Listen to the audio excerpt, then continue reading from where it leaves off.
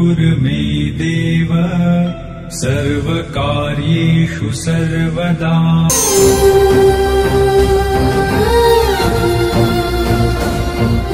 आपल्या पहिल्या व्याख्यानासाठी मी माननीय NT बिराजदार सर यांना मी अशी विनंती करतो की त्यांनी विक्री व वसुली अधिकारी कलम 97 चे अधिकार आणि त्याची कार्यपद्धती या विषयावरती सविस्तर मार्गदर्शन करावं अशी मी विनंती करतो। आदरणीय बिराजदार सर, आजच्या या सहकार परिषदेचे उद्घाटन समारंभ निमित्त प्रथमच मला बोलण्याची संधी दिली त्याबद्दल मी सर्वांचा आभार व्यक्त करतो। माझ्याकडे जो विषय दिलेला आहे मल्टीस्टेट कोऑपरेटिव्ह सोसायटी ऍक्ट 2002 कलम 97 आणि ते अधिकारप्राप्त अधिकाऱ्यांनी करावयाची कार्यपद्धत। मित्रांनो,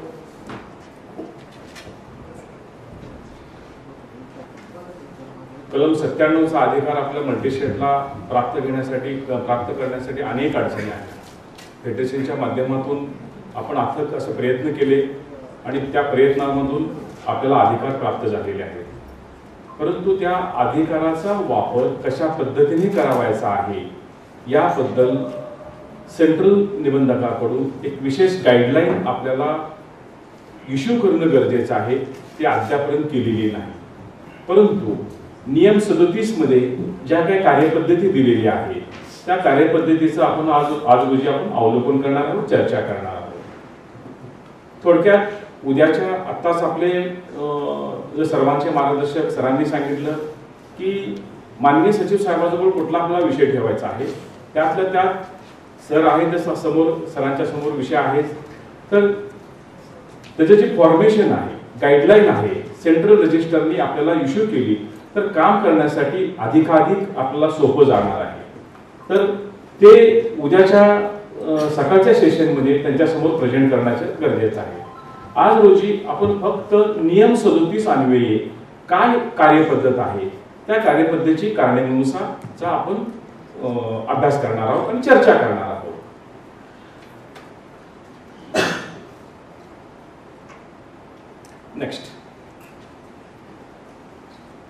नेक्स्ट सर्वप्रथम एक 2 ते 3 मिनिटांमध्ये आपण 97च्या पूर्वी जी काय पद्धत आहे त्या पद्धतीचा आपण अभ्यास करू। वसुलीसाठी प्रामुख्याने थकबाकीपासून आपला विषय सुरू होतो। त्या थकबाकीची कारणे काय आहेत? ते कारणे साधारणपणे 3 प्रकारचे कारणे आहेत। पहिला आहे बँकेशी निगडीत असलेली कारणे। सॉरी, मी बँकेशी संबंधित असल्यामुळे बँक हा शब्दप्रयोग आलेला आहे, तिथं मल्टीस्टेट हा शब्दप्रयोग येणं गरजेचं आहे। कर्जदाराशी निगडीत असलेली कारणे आणि बाह्य कारणे, ह्या 3 प्रकारची कारणे आहेत। ह्या तिन्ही कारणांचा एक साधारणपणे 2 मिनिटांमध्ये आपण विवाह करू आणि 97ला गेल्यानंतर हे बँक आपल्याला काय महत्वाचं आहे हे समजू शकेल। नेक्स्ट, बँक संस्थेशी निगडीत असलेली कारणे, चुकीचे मंजुरी पत्र, मागणीपेक्षा किंवा जास्त कमी वाटप, चुकीचे तारण धोरण कारण, चुकीच्या परतफेडीचा हप्ता काळ, चुकीचे कागदपत्रके, चुकीची देखरेख पद्धत आणि त्याचं मॉनिटरिंग सिस्टीम, नवीन सुधारणाची माहिती न घेणं। हा 97चा कायदा हा 2002 सालापासूनच आहे, फक्त तो मल्टीस्टेट बँकाच बघत होत्या, संस्थेसाठी आपल्याला देण्यात आलेला नव्हता। म्हणजेच काय, आपण नवीन जे काही अमेंडमेंट झालेले ते अडॉप्ट केलेले नाही। जर त्याच वेळी जर फेडरेशनच्या माध्यमातून आपण पाठपुरावा केला असता तर हे सुरुवातीलापासून आपल्याला प्राप्त होऊ शकलं असतं। म्हणजे थोडक्यात थकीत पडण्याची हे कारणं आहेत। त्या कारणाबद्दल आपण जास्त वेळ घ्यायचे नाही, पण हे माहिती असणं गरजेचं आहे, म्हणून हे स्क्रीन तुमच्या समोर सादर केलेले आहे। नेक्स्ट, कर्जदाराशी निगडीत असलेली कारणे, कर्जदार किंवा व्यवसायातील महत्वाच्या माणसाचे निधन म्हणजे की पर्सन म्हणतो आपण, त्या की पर्सनचं निधन झालं तर थकबाकीमध्ये जाऊ शकतं। कौटुंबिक व्यावसायिक तर कॅरेक्टर सीट, फंड डायव्हर्शन, रकमेचा अन्यत्र वापर,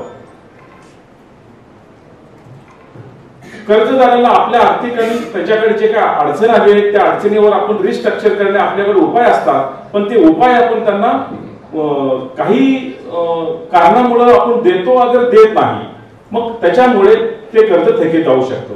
कॅरेक्टरशिप कर्जदाराचे चुकलेले अंदाजपत्रक प्रोजेक्शन सर्वात महत्वाचा हा मुद्दा आहे.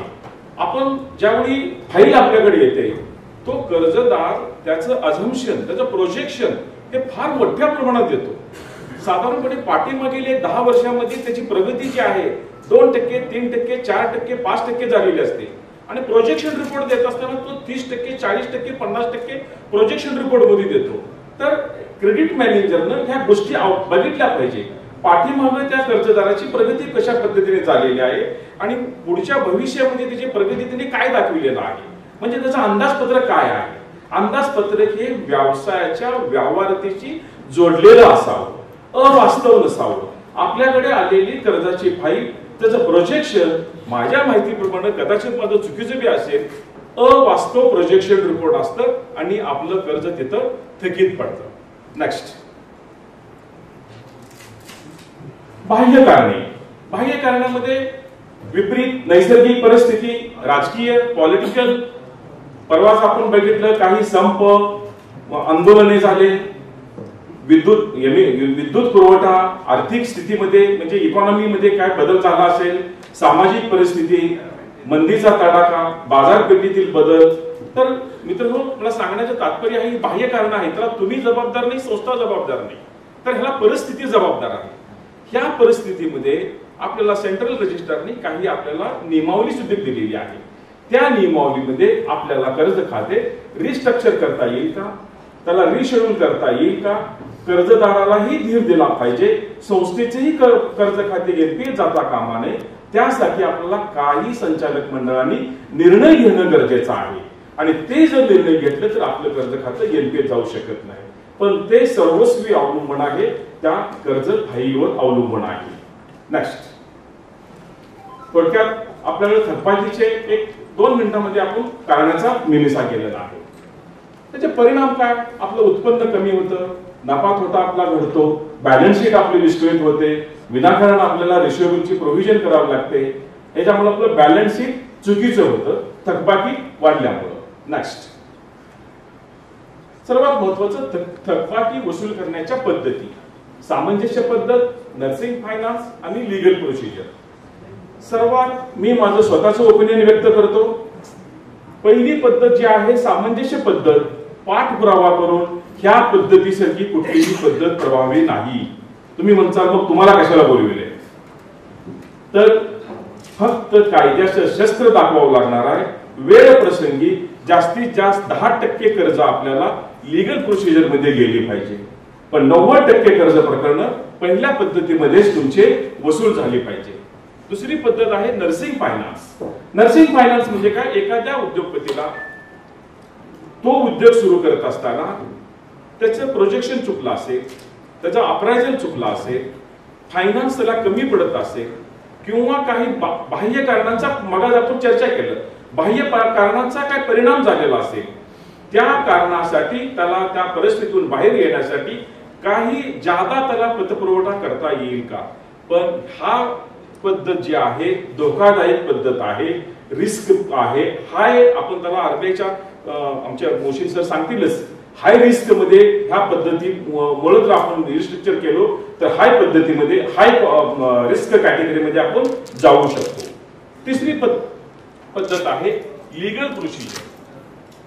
लीगल प्रोसिजर ही पद्धत आपल्याला अभ्यास करायचा आहे, पण ह्या लीगल प्रोसिजरला येण्याच्या पूर्वी त्याची बॅकग्राऊंड काय आहे त्याचा थोडक्यात आपण विवाह केलेला आहे.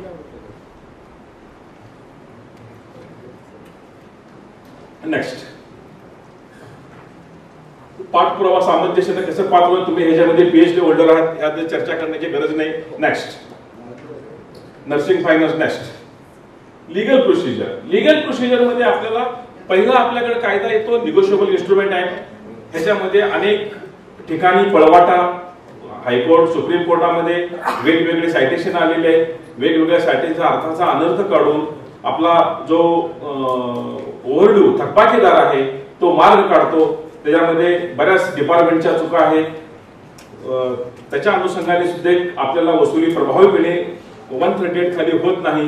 म्हणून आपण त्या पद्धतीचा अवलंब करण्यासाठी व्यवस्थित आपल्याकडे एसओपी असली पाहिजे, निगोशिएशन इन्स्ट्रुमेंटची आपलं लीगल पॅनल आपलं सक्षम असलं पाहिजे, त्याच्यामधून सुद्धा चांगल्या पद्धतीची वसुली होऊ शकते.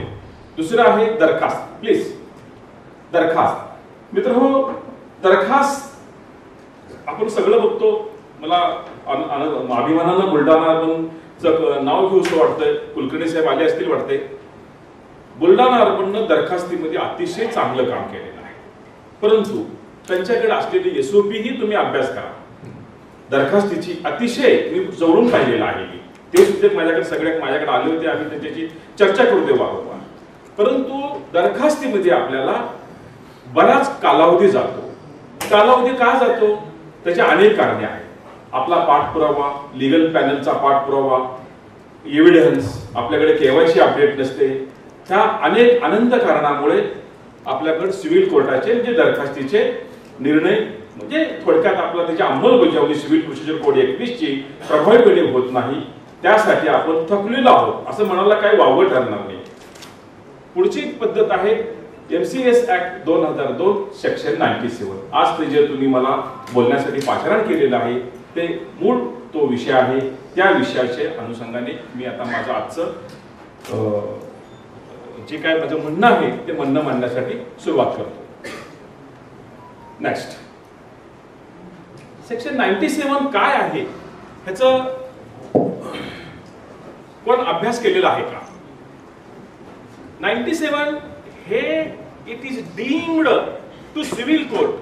जर आपण पाहिलं असेल खालच्या वाक्यामध्ये दिलेलं आहे, it is deemed to civil court, म्हणजे सिव्हिल कोर्टाचे ज्या काही तुम्हाला अधिकार प्राप्त होणार आहे त्या सगळे 97 ह्या तुमच्या सेक्शन मध्ये दिलेले आहे. The central registrar, the arbitrator or person authorised to be civil court for a certain purpose, the central registrar, the arbitrator or any person authorized by him in writing to this behalf shall be deemed when the exercise any power under this act for the recovery of any authority by the attachment and sale by sale without attachment recovery for taking the step in aid such a recovery to be a civil court for the purpose of article 136.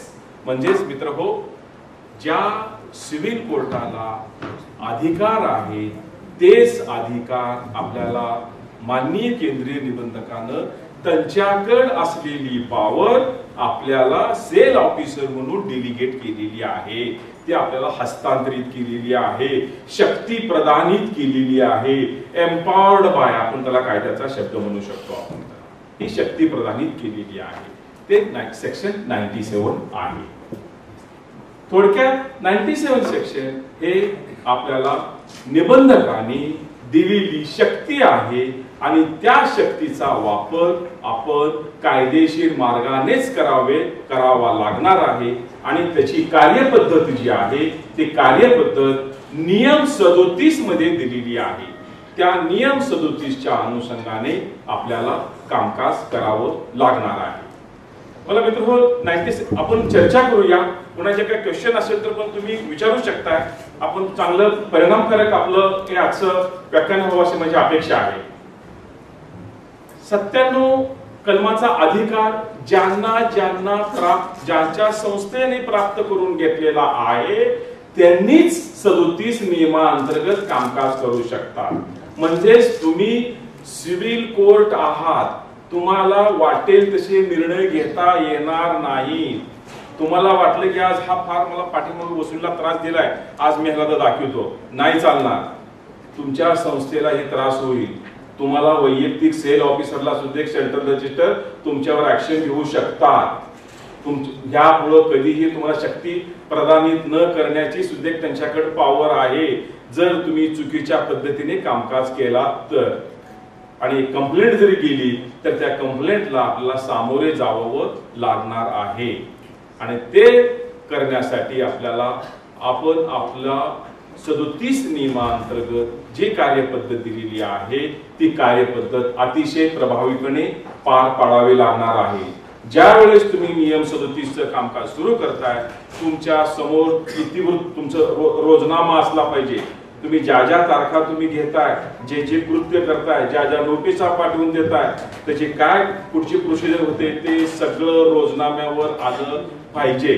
रोजनाम्यावर जर नाही आलं, central रजिस्ट्रारकडे तक्रार प्राप्त झाली तर तुम्हाला तिथून तुमची शक्ती सुद्धा काढून घेण्याची कार्यवाही सेंट्रल रजिस्ट्रार करू शकतो. हे सर्वात महत्वाचा मुद्दा आहे. मी नियम 37 कडे पुढे कंटिन्यू करतो. नेक्स्ट, त्याच्यामध्ये एक सर्वात महत्वाचा 94 सेक्शन 1 पडलेला आहे. मी मान्य सरांना सुद्धा परवा फोन केलो होतो या संदर्भामध्ये, पण एक खोच मारलेली आहे. सेंट्रल रजिस्ट्रार सदा शक्ती प्रदान करत नाही आपल्याला. नियम 37 मध्ये 94 ची एक खोच मारलेली आहे.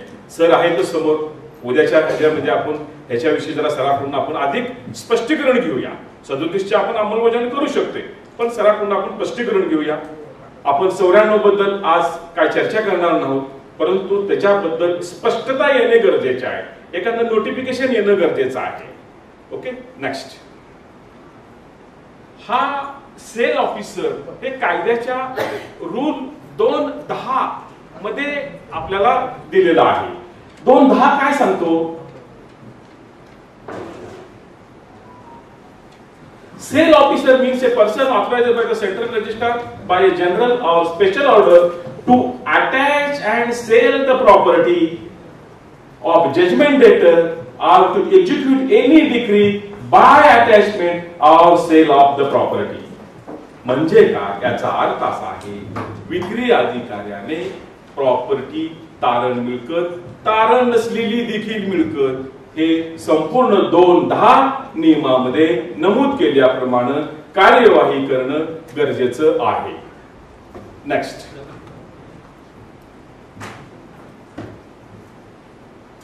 हे आता सांगितलं एक्झिक्युटिव्ह कोर्टच आहे. सर्वात महत्वाचा एक तुमच्या समोर स्क्रीन आहे मित्रहो. ह्या स्क्रीन मध्ये वसुली अधिकाऱ्याने कुठल्या पद्धतीने 37 नियमांतर्गत कामकाज करावायचं आहे हे नमूद केलेलं आहे. पण हे कामकाज करत असताना सर्वात महत्वाचा मुद्दा बारकाव्याचा अभ्यास करणे देखील गरजेचं आहे. माननीय आर्बिट्रेटरनी जो आर्बिट्रेटरचा अवॉर्ड दिलेला आहे तो आर्बिट्रेटरचा अवॉर्ड प्रथमतः पडताळून पाहावा. आपण काय करतो, डायरेक्ट कारवाई सुरू करतो. मी कधीही म्हणणार नाही, कधी पाठीमागे म्हटलेलंही कुठं नाही कुठल्या लेक्चर मध्ये आर्बिट्रेटर चुकीचा अवॉर्ड दिलेला आहे. परंतु आर्बिट्रेटरच्या समोर असलेल्या कामकाजाची जे संख्या आहे, त्याच्याकडे व्याप आहे, त्या सगळ्या गोष्टीचा जर विचार केला, टायपिंग मिस्टेक आर्बिट्रेटरकडून असंख्य अशा झालेल्या आहेत. कोण आर्बिट्रेटर असेल तर त्यांची माफी मागतो. त्यांची चूक नसून हे एक ह्याची चूक आहे, मेथोडॉलॉजीची चूक आहे. जो क्लर्क असतो तो क्लर्क टाईप करतो, त्याच्यामध्ये व्याजदर काय पडलेला आहे, कर्जदार जामीनदाराचं नाव चुकलेलं आहे, त्या ठिकाणी पत्ते चुकलेले आहेत. हे आपल्या संस्थेच्या रेकॉर्डवर असलेल्या पत्त्याच्या किंवा दावा फॉर्म मध्ये जे आपण माहिती दिलेली आहे त्या माहितीचे दृष्टिकोनातून अवॉर्ड मध्ये आलेली माहिती हे बरोबर आहे की चूक आहे हे सुद्धा आपल्या अधिकाऱ्याने म्हणजे विक्री अधिकाऱ्याने पडताळून पाहावी. मी त्याला बरोबर विक्री अधिकाऱ्याला करण्याचा अधिकार नाही. जर काय चुकीचं असेल, संस्थेला अवॉर्ड परत करायचा, सदर अवॉर्ड चुकलेला आहे, माननीय आर्बिट्रेटर कडून तो अवॉर्ड दुरुस्त करून मिळावा. म्हणजे विक्री अधिकाऱ्याचं कर्तव्य तिथं थोडस कमी होते. तो चुकीच्या मार्गाने कामकाज करणार नाही. एक किस्सा सांगतो मित्रांनो. एक अवॉर्ड पास झाला होता एका संस्थेचा, मी संस्थेचं कुठलंही नाव सांगणार नाही. 1,24,05,25 रुपये एक टायपिस्टनं गायब केला, पुढे 24 लाख फक्त पुढे ठेवला.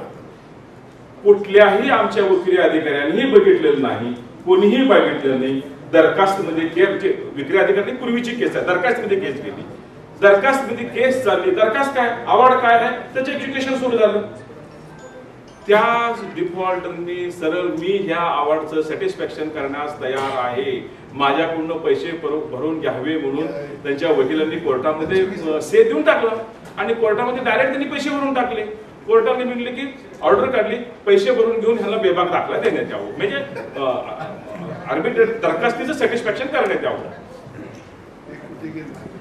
म्हणून माझं म्हणणं आहे की संस्थेच्या लेखामध्ये संस्थेच्या अकाउंटिंग मध्ये किती येणे बाकी आहे, आर्बिट्रेटरकडे किती येणे बाकी आहे, आर्बिट्रेटरच्या अवॉर्ड मध्ये किती, शब्दाचा थोडस हे समजून घ्या, आर्बिट्रेटरच्या अवॉर्ड मध्ये किती येणे. आपलं सर्वात महत्वाचं तेच आहे.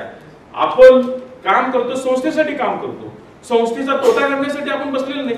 तर संस्थेचा तोटा केला तर दुसऱ्या दिवशी आपलं हाकलून देते, तुम्हाला कशाला बसवले इथं म्हणते. म्हणून विक्री अधिकाऱ्याने कंपल्सरी आपल्याकडे आलेला अवॉर्ड पडताळून बघा, संपूर्ण कंटेंट्स त्याच्यामध्ये चेक करा आणि मगच पुढील कारवाई सुरू करा. अन्यथा कारवाई थांबविली तर चालेल. संस्थेचा तोटा करण्याचा कोणालाही अधिकार नाही. कारण का, दॅट इज द पब्लिक मनी. हा लोकांचा पैसा आहे. लोकांच्या पैशाचं तुम्ही संरक्षण करते आहोत. तुम्ही लोकसेवक म्हणून काम करताय. 20-21 सेक्शन मध्ये सुद्धा तुम्ही पब्लिक सर्वंट म्हणून काम करताय. विक्री अधिकारी हा पब्लिक सर्वंट आहे, लोकांच्या पैशाची सुरक्षा करण्याचं कामकाज करतो. म्हणून माझी विनंती आहे, अवॉर्ड तपासणी पडताळून पहा. त्याच्यातला दुसरा मुद्दा, आता नेक्स्ट मी मागणी नोटीसवर येतो. कारण हे जर डिटेल आपल्याला घ्यायचं असेल तर कंप्लीट 8 तासाचं सेशन घ्यावं लागेल. म्हणून मी शॉर्टकट मेथडनी जात आहे. मला फक्त 1 तासच दिले ना सर, 1 तासामध्ये मला संपवायचं आहे. मागणी नोटीस तुम्ही पारित करत असताना त्या नोटिसीमध्ये अवॉर्ड मध्ये ज्या गोष्टी आहेत त्या गोष्टी, अवॉर्डचा अभ्यास विक्री अधिकाऱ्यांनी केली पाहिजे, रोजनाम्यावर नोंदी घेतल्या पाहिजे आणि त्या नोंदीनुसार मागणी नोटीस पारित केली पाहिजे. मागणी नोटीसमध्ये कुठल्या कुठल्या महत्वाच्या बाबी आहेत? कर्जदार जामीनदार पत्ता, अवॉर्डवरील असलेली येणे बाकी, मागणी नोटीस ज्या तारखेला तुम्ही पारित करणार आहात त्या तारखेला संस्थेच्या मते, संस्थेच्या हिशोबाप्रमाणे एवढी येणे बाकी मला दिसून येते. किती ऍक्च्युअली मला माहित नाही. तुमचं काय म्हणणं आहे का? माझ्यासमोर येऊन मांडा. कर्जदारला तो काय करतो, जातो हायर अथॉरिटीकडे, निबंधकाकडे जातो, वेगवेगळ्या अथॉरिटीकडे जातो, मला येणे बाकी मान्य नाही म्हणतो. जर तुम्ही त्याला 37(3) मागणी नोटीस मध्ये नैसर्गिक संधी दिली की येणे बाकी बद्दल तुमचं काय म्हणणं असेल माझ्या समोर, कारण तुम्ही कोर्ट आहे, तुम्हाला अधिकार आहे, त्याची हिअरिंग घ्यायचा अधिकार आहे. विक्री अधिकारी हे कोर्ट आहे. माझ्या मते एवढे येणे बाकी संस्थेने मला माहिती दिल्याप्रमाणे ते म्हणणे मान्य आहे अमान्य आहे 7 दिवसाच्या 14 दिवसाच्या माझ्या समोर मांडा. शक्यतो 14 दिवसाचं पिरियड द्या लिमिटेशन ऍक्ट प्रमाणे. जर त्यानं 14 दिवसाच्या त्यांनी येणे बाकी जर तुमच्या समोर मांडली नाही, याचाच अर्थ नॅचरल जस्टिसने ते येणे बाकी मान्य केल्यासारखी आहे. मग तुम्ही पुढची स्टेज सुरू करू शकता. पुढची स्टेज म्हणजे काय? सर्वात महत्वाचा, मागणी नोटीस कर्जदार आणि जामीनदार यांना त्याचं नॉलेज झालंच पाहिजे. हा शब्द मी प्रयोग केलेला आहे, झालंच पाहिजे. तुम्ही म्हणसाल आमच्याकडचे पत्ते चुकीचे आहेत. ते तुमची माझ्याने सगळ्या बसलेल्या सगळ्या लोकांची समस्या आहे. पत्ता सेंड भेटत नाही, हे सगळे येतात. त्याला पुढचा पर्याय आपल्या आर्बिट्रेशन ऍक्ट मध्ये लास्ट नोन ऍड्रेस म्हणून एक क्लॉज आहे. आपल्या संस्थेकडे उपलब्ध असलेला जो लास्ट नोन ऍड्रेस आहे त्या ऍड्रेसवर आपला विक्री अधिकारी जाईल आणि तिथं तो त्याचा पंचनामा करेल, मागणी नोटीस तिथं डकावेल, त्याचं 2 मिनिटाचं व्हिडिओ शूटिंग काढेल आणि फोटो काढेल, पंचनामा करेल आणि तो रोजनाम्यावर त्याचं रेकॉर्ड करेल आणि आपल्या दप्तरी ठेवेल. म्हणजे आपली मागणी नोटीसची प्रक्रिया आपण पूर्ण केली. जोपर्यंत आपण ही प्रक्रिया पूर्ण करत नाही तोपर्यंत आपण पुढच्या स्टेजला जाऊ शकणार नाही. कारण का, अनेक हायकोर्ट आणि सुप्रीम कोर्टाचे सायटेशन आहे, जजमेंट आहे. Any action should be knowledge to the borrower or guarantor. जर एखाद्या कर्जदार जामीनदारला विदाउट नॉलेज तुम्ही त्याच्यावर कारवाई केली तर तुमची ऍक्शन नल अँड वाहिड आहे. म्हणजेच तुम्ही केलेलं कृत्य हे निरर्थक देखील होऊ शकतं. म्हणून मागणी नोटीस हे त्यांना समजलंच पाहिजे. मागणी नोटीस हे त्यांच्याकडे तुम्ही त्याचं रिसिप्ट दिलीच पाहिजे. हा त्या पाठीमागचा उद्देश आहे. पुढची प्रोसिजर आहे जंगम मालमत्ता जप्ती व विक्री. जंगम मालमत्ता जप्ती ही आपल्याला 30 दिवसाची त्याला नोटीस पारित करावी लागते. बंधनकारक आहे.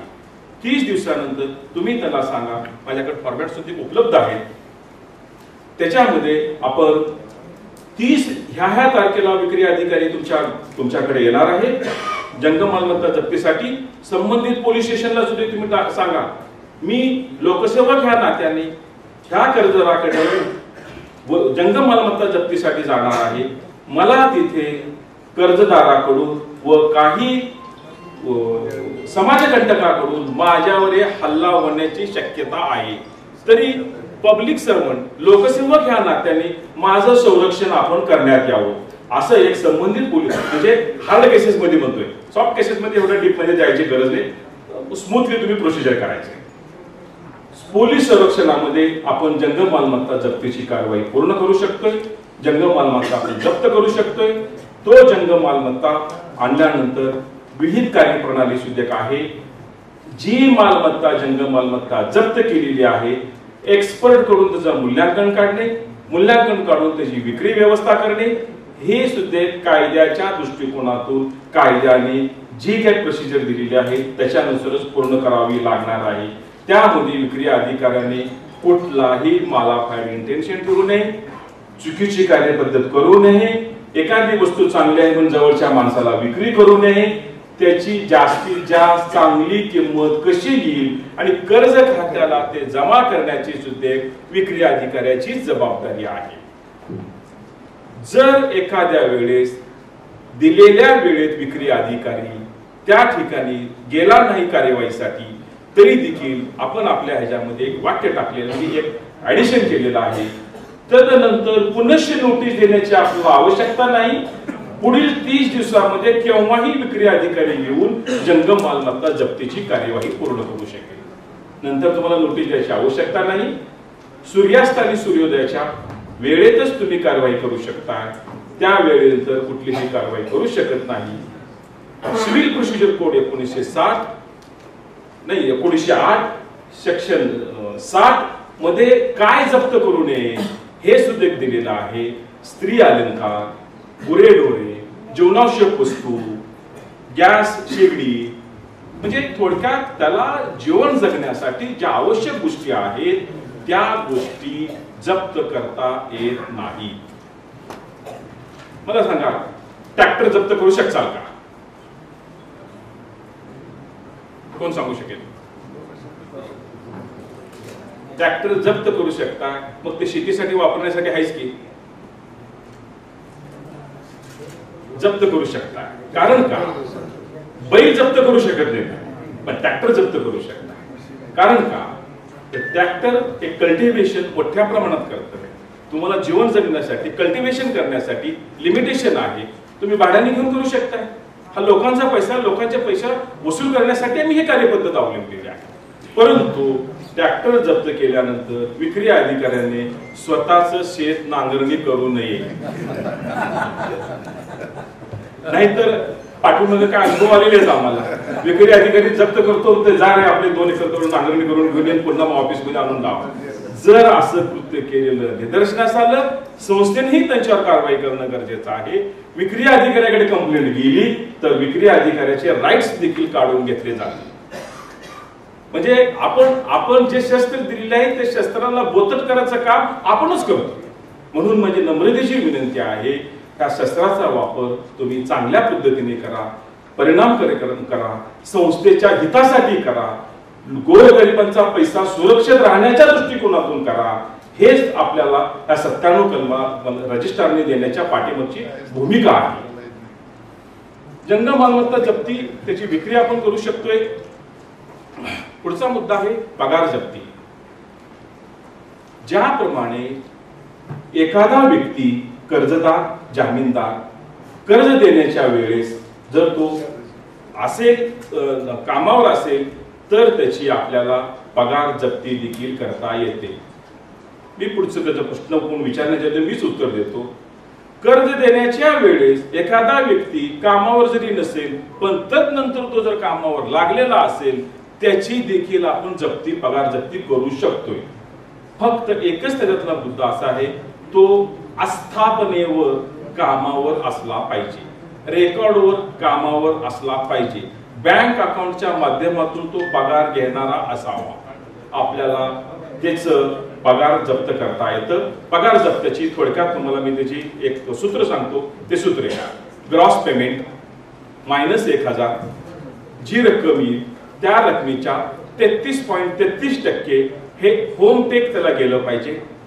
जी रक्कम येईल त्या रकमेच्या त्याच्यामधून स्टँडर्ड डिडक्शन हे मायनस करून जी रक्कम येईल दॅट इज अटॅचेबल पोर्शन. म्हणजेच काय, ते रक्कम तुम्ही जप्त करू शकता.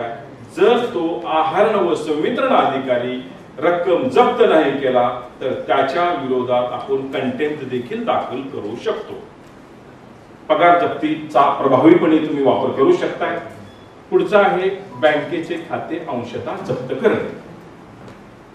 अंशतः हा शब्द त्याच्यामध्ये थोडासा खोचक शब्द आहे. त्याच्यामध्ये त्याच्या पाठीमागची भूमिका अशी आहे, एखादा कर्मचारी कामावर आहे, त्याची पगार जप्ती जर येत असेल तर तुम्ही ह्या बँक खाते जप्तीची कारवाई करू शकत नाही. म्हणजेच तो अटॅचेबल झालेला एक व्यावसायिक आहे. व्यावसायिकाचं पूर्णतः तुम्ही खातं जप्त करू शकता, परंतु त्या खात्यावरती जर एखादी पेन्शन जमा होत असेल तर ते करू शकणार नाही. म्हणून आपण अंशतः हा शब्द टाकलेला आहे. कर्जदार, जामीनदार सगळ्यांची तुम्ही खाते जप्त करू शकता कुठेही असेल तर. अकाउंट नंबर असला, तुम्ही म्हणता आमच्याकडे अकाउंट नंबर नाही, पॅन नंबर तुम्ही घेतोय, आधार कार्ड घेताय, त्या पॅन नंबरवर त्या आधार कार्डवर तुम्ही त्या बँकेला ड्राफ्ट मध्ये कायदेशीर भाषेमध्ये तुम्ही पत्रव्यवहार करा. तुमच्या शक्तीचा वापर करा. त्या बँकेच्या ब्रँच मॅनेजरला कळवा. ब्रँच मॅनेजर रिस्पॉन्स नाही दिला तर त्यांच्या हेड ऑफिसला कळवा. हेड ऑफिस मध्ये लीगल सेल असते, त्या लीगल सेलला कळवा. 100% ती शाखा त्या थकबाकीदाराचं बँक खाते देखील सील करते. तुम्ही म्हणता उद्या आज लाडकी बहीण, पीएम किसान हे पैसे जमा होत आहेत. कायद्या मला वाटते परवा मी एक ही पण नोटिफिकेशन मान्य आपले महाराष्ट्र शासनाचे सचिव साहेबांनी, लाडकी बहिणीचे पैसे जर बँक खात्यावर जमा झाले असते तर कुणीही त्याच्यावर अटॅचमेंट आणू नये म्हणून नोटिफिकेशन काढलं. मी म्हणलं साहेब अधिकार काय, ठीक आहे, लाडकी बहीण तुम्ही सगळ्या योजनेचे तुम्ही पैसे बँक खात्यावर दिला, ते त्यांना पोच झाले, भरणा पावला, तो भरणा वसूल करायचा आमचा अधिकार आहे. आता संस्थेनं करायचं का न करायचं हा भाग वेगळा आहे. लाडकी बहिणीचे पैसे काय वाटेवर योजना काय असेल ते त्याच्याबद्दल मला कॉमेंट करायचं नाही. मला कॉमेंट्स करायचं आहे बँक खात्यावर आलेला पैसा आपण जप्त करू शकतो. तो पीएम किसान आणि ह्याचा जो लाडकी बहिणीच्या पैसे जप्त करण्याबाबत सचिवांनी निर्देश दिलेले आहेत. पण माझ्या माहितीप्रमाणे मी बी सुप्रीम कोर्टाच्या वकिलाची चर्चा केलं, त्यांना अशा प्रकारचा अधिकार नाही. त्यांनी जरी पैसे देत असेल तरी पण ते बँक खात्यावर जमा होई पावे तो त्यांचा अधिकार आहे, त्यानंतर त्यांचा अधिकार नाही. आता हा वादाचा विषय आहे. आपण बघू, आपल्याला काय ते 2000-5000 रुपयाच्या विषयी मोठी रक्कम आली तर त्याच्याविषयी आपण शक्ती आपली लावू तिथे त्या ठिकाणी. स्थावर मालमत्ता जप्ती मित्र सर्वात महत्वाचा विषय आहे. त्याला आपण एक अर्धा तास वेळ देऊ जे चांगल्या पद्धतीने आपल्याला समजून घेता येईल. स्थावर मालमत्ता जप्ती तारण आपण घेत असतो सुरुवातीला, त्या तारणावर तर जप्ती आपली ऑटोमॅटिकली चढते, त्यात काय प्रश्नच नाही. परंतु कर्ज मल्टीच्या माध्यमातून आपण कर्ज 10-15 वर्षे काही थकलेलं असतात. तदनंतर त्या मिळकतीचा व्हॅल्युएशन वाढलेलं असेल, कमी झालं असेल, पण त्याच्या 10 पट कर्जाची येणे बाकी वाढलेली आहे. तारण तुमचं 1 कोटीचं असेल तर येणे बाकी 10 कोटी गेलेली आहे. अशा वेळेस तुम्ही कर्जदार, जामीनदार यांची तारण नसलेली देखील मालमत्ता जप्त करू शकता. काहीही अडचण नाही. संबंधित रेव्हेन्यू ऑथॉरिटीला तुम्ही आदेश देऊ शकता, त्याच्या हायर ऑथॉरिटीला कॉपी फॉर इन्फॉर्मेशन देऊ शकता की सगळं ड्राफ्टिंगच आहे. त्या ड्राफ्टिंगचा थोडासा सारांश सांगतो त्याच्यामध्ये की आमच्याकडे असा अवॉर्ड प्राप्त झालेला आहे. त्या अवॉर्डच्या अनुषंगाने मला प्राप्त झालेल्या मान्य केंद्रीय निबंधकाच्या शक्तीचा वापर करून तुम्ही विनंती करू नका, त्यांना आदेश द्या. विक्री अधिकारी न्यायालय, मी काही पत्र मी बघितलो काही संस्थेमध्ये गेल्यानंतर, रेव्हेन्यू ऑथॉरिटीला विनंती करताय. विनंती करायची गरज नाही, तुम्ही स्वतःचा कमीपणा करून घेताय, न्यायालयाचा तुम्ही स्वतःहून अवमान करताय. त्या रेव्हेन्यू ऑथॉरिटीला आदेश द्या, माझ्या आदेशाची तुम्ही अंमलबजावणी करण्यात यावी. नाही केली तर जिल्हाधिकाऱ्याला पत्र द्या. जिल्हाधिकाऱ्याला स्वतः जावा, कायदा समजावून त्यांना, त्यांच्याकडे फार भरमसाठ व्याप असतो, एवढं शिक्षण हे त्यांना माहिती नसतं. परंतु त्यांनी काय करतात, गृह विभागाला पाठवतात. प्रत्येक जिल्हाधिकाऱ्याकडे गृह विभाग असतो, त्या गृह विभागाला पाठवतात आणि ह्याचा अभ्यास करून सांगा म्हणतात. तिथे वकील मंडळी असतात, त्यांना तुम्ही सांगा. आजपर्यंत मी बऱ्याच संस्था, कमीत कमी 10-15 संस्थेवर कामकाज करतोय, स्वतः मी नोकरी बी करतोय, परंतु कुठल्याही वकिलांनी कधीही नाकारलेलं नाही. त्यांनी सरळ अभिप्राय दिला, सदर आदेशाची नोंद घेण्यात यावी. तुम्ही कमी पडताय, कुठं आदेश देताय आणि निवांत बसताय. चला पाठपुरावा करा. आणि एकदा जर तुम्ही, आता उदाहरणार्थ शिर्डीमध्ये आज आलेला आहे, मी सोलापूरहून आलेलो आहे, शिर्डीमध्ये तुम्ही मी आज आलेला आहे. शिर्डीमध्ये जिल्हाधिकाऱ्याला एक केस तुम्ही दाखवा, तुमच्या 10 भावांना तो नियम लागू होतो. पण कोणीतरी एकाने डेअरिंग केलं पाहिजे, जिल्हाधिकाऱ्यापर्यंत गेलं पाहिजे, त्यांना हे सगळं विस्तृत सगळं त्यांना सांगितलं पाहिजे. जिल्हाधिकारी निर्णय घेणार नाही, ते गृह विभागाला ट्रान्सफर करतात. गृह विभाग, वकील तिथं मंडळी बसलेले समजून घेतात आणि अभिप्राय जिल्हाधिकारी देतात. जिल्हाधिकारी लगेच आदेश काढतो. आज बाहेर ठिकाणी साताऱ्याला घडलेला आहे, सोलापूरला घडलेला आहे. आमच्याकडे सोलापूरला हजारो सातबारा उतार्यावरती आम्ही बोजे चढवलेली आहे, हजारो चढवलेले आहे. आज आम्हाला कुठल्याही मल्टीस्टेट सोसायटीला त्याचा अडचण येत नाही. त्यांनी सरळ आदेश दिला की त्याची नोंदी पकडते. म्हणजे हे सर्क्युलेशन व्हायला पाहिजे. सांगण्याचं माझं तात्पर्य असं आहे, स्थावर मालमत्ता जप्तीच्या संदर्भामध्ये आपण ऍक्टिव्हपणे कामकाज करू शकतोय. त्याच्यामध्ये वेगवेगळ्या मालमत्ता असतील, त्या मालमत्ता सुद्धा जप्ती करू शकतोय. त्याच्यामध्ये सेक्शन 37(11) आहे. 37(11)च्या अनुषंगाने आपण हे कामकाज करू शकतोय. स्थावर मालमत्ता विक्री, ज्या कार्यपद्धतीप्रमाणे आपण मालमत्ता जप्ती करतो, पजेशन प्रक्रिया ही कोण घ्यायची, ऑफसेट प्राइस कोण निर्माण करायची, ही उद्याच्या मीटिंगमध्ये माननीय सचिव साहेब जे येणार आहेत त्यांच्यासमोर हे मुद्दे आपल्याला प्रेझेंट करावे लागणार आहे आणि त्यांच्याकडून एक गाईडलाईन आपल्याला घ्यावं लागणार आहे. कायद्यामध्ये 37(11) 37(3)(11) स्पष्टपणे जप्तीची कार्यवाही दिलेली आहे. परंतु ती पजेशन कोण घ्यायची ह्याच्या बाबतीमध्ये संदिग्धता आहे. गाईडलाईन इश्यू झालं तर आपल्याला परिणामकारक कामकाज करता येते. रिझर्व्ह प्राइस कोण ठरवायची ते सुद्धा एक आपला सध्याच्या लेवलला त्याचा अर्थ काढला तर विक्री अधिकारी ठरवायचा आहे. परंतु एक गाईडलाईन इश्यू झाली, आपण व्यवस्थित कामकाज करू शकतो. तेही त्याच्यामध्ये विषय आपल्याला उद्याच्या मीटिंगमध्ये आपण घेऊया. म्हणजे सगळ्या गोष्टी